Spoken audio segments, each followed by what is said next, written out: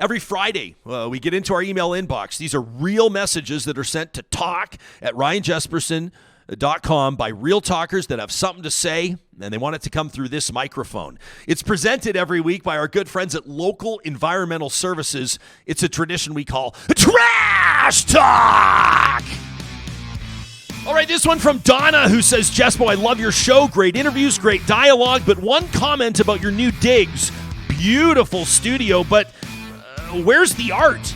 Where's the art? The bricks behind you are boring. That from Donna. Well, Donna, I'll tell you what. As I look at these bricks and I run my hand across them, I think of the centuries of history from the bricklayers that came before us, placing the bricks, laying the mortar, telling the stories of time immemorial.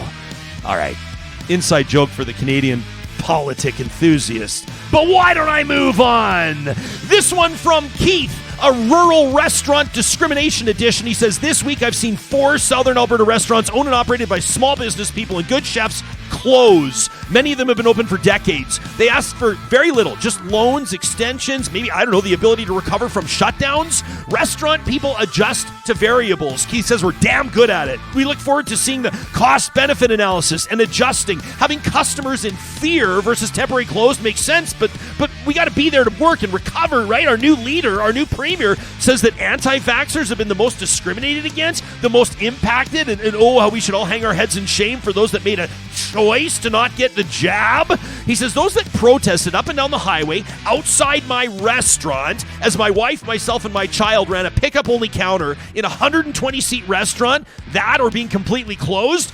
Keith says, now, per your interview with Danielle Smith, I won't use F, B, or C, but I will say that a sand enema lubed with ivermectin may be the cure to the moronic statements made by Smith. Premier will be reserved that title for the 2023 party leader with the most seats. Yours truly, Keith, just a cook. Thanks, Keith. How about this one from Triple A Lady? That's Anne in Ardrossan, Alberta. She says, Jespo, the new studio looks amazing, and I'm delighted that you clearly love it. She says, I'm not on Twitter. I'm not on TikTok. She says, I only really communicate online with your show, but I need to let off a lot of steam, and I trust you with getting out my thoughts. I am both delighted and disgusted with our new premier. I'm delighted she's listened to the radical few and formed her ideas around their ideas. I'm delighted that she won her position with 53% of members. Wasn't it 51% that Jason Kenney determined wasn't enough to continue? I'm delighted that she has the knack of sound bites so well understood and uses them. Perhaps they can be used to others' advantage as well. I'm delighted that her followers will show their true stripes in our next election in May.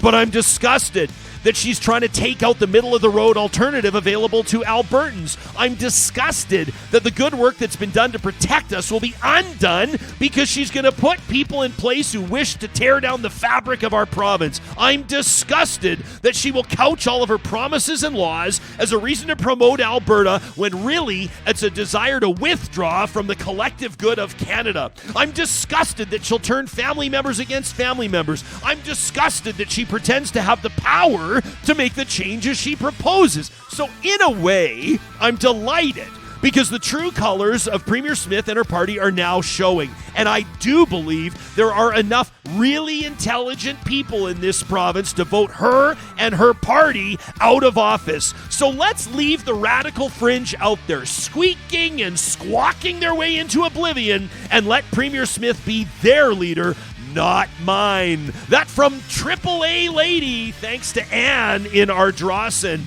And this one from Jillian, who's going to wrap up our week with a bow and send us into the weekend. She says, Jespo, listening to your show with Sarah Elder Chaminara. She was on yesterday, the founder of Madam Premier. Says politics are too polarizing. She's selling her political feminist fashion brand. Jillian says, I feel it's noble that Sarah wants to see more women elected, but I don't agree. She says, sorry to swear, but fuck that.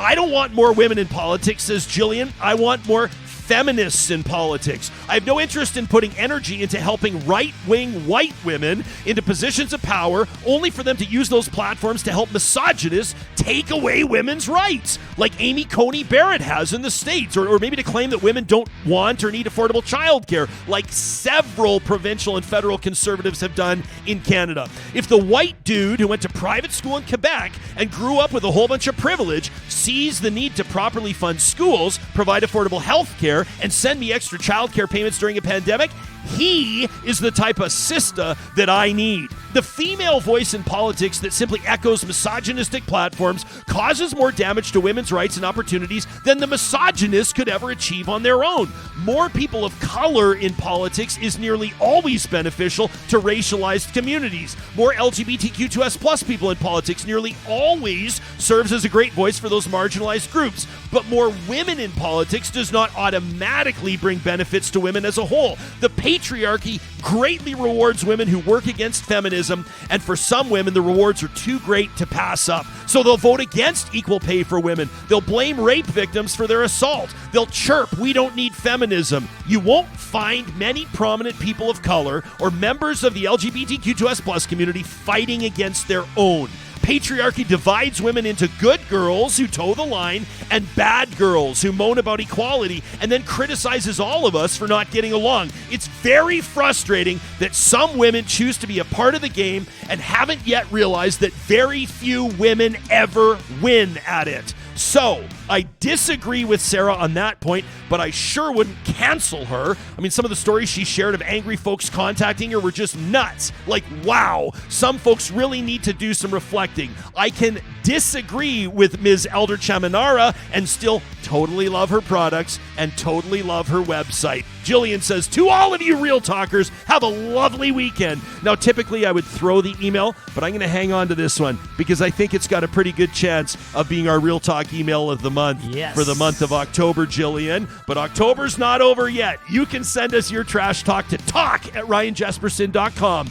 Coming up on the show next week, former Premier, leader of the official opposition, Rachel Notley, is going to join us. Psychologist and author Dr. Jody Carrington's going to join us. Plus another great lineup. If you want even further insights, go to our website, ryanjesperson.com, and scroll to the bottom of the page and sign up for our Real Talk Sunday message. It's a free weekly email that lets you know everything that's coming up. John, big shout out to you this week. Our first week in the new studio. You are making this thing tick, baby. And Real Talkers, to you for liking, subscribing, rating, reviewing, and sharing our content. Thank you from the bottom of our hearts. We're going to keep going pedal to the metal Monday morning. Have a great weekend.